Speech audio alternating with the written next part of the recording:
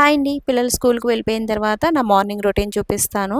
వారాలవి ఉన్నప్పుడు maximum morning టైంలోనే పూజ చేసేసుకోవడానికి try చేస్తానండి. సో, ఒక్కొక్కసారి లేట్ అవుతుంది కదా పిల్లలతో. ఇంకా పిల్లలు స్కూల్‌కి వెళ్ళిపోయిన తర్వాత పనులన్నీ కంప్లీట్ చేసేసుకొని ప్రశాంతంగా పూజ చేసుకుంటాను. ఈరోజు మార్నింగ్ బ్రేక్‌ఫాస్ట్‌లోకి గుంత పొంగనాలు వేశానండి.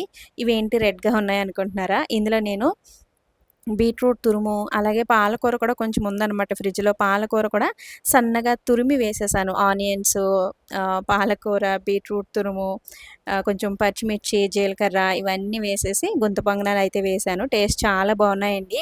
ఇడ్లీలు, దోసలు ఏవైనా సరే ప్లెయిన్‌గా కాకుండా ఈ విధంగా వెజిటబుల్స్ అవి యాడ్ చేసేసుకొని వేసుకుంటే పిల్లలు తినడానికి ఇష్టపడతారు. కలర్‌ఫుల్‌గా ఉంటాయి కాబట్టి.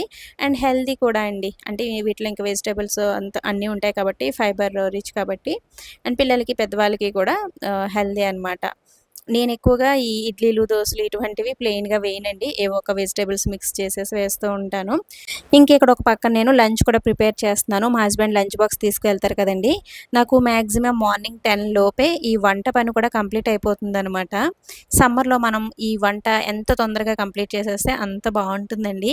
కిచెన్‌లో వేడొచ్చేస్తూ ఉంటుంది కదా! అందుకని వంట పని, ఇంటి పని 2 కూడా చాలా ఎర్లీగానే మార్నింగ్ టైమ్‌లోనే కంప్లీట్ చేసేసుకోండి. ఇంక ఈరోజు పప్పు, ఆనపకాయ ప్రిపేర్ చేశాను. అండ్ పిల్లలొచ్చే టైంకి పొటాటో ఫ్రై కూడా ప్రిపేర్ చేశాననమాట. ఈ చిన్ని మినీ వ్లాగ్ నచ్చితే లైక్ ఇచ్చి వెళ్ళండి ఫ్రెండ్స్. Thanks for watching.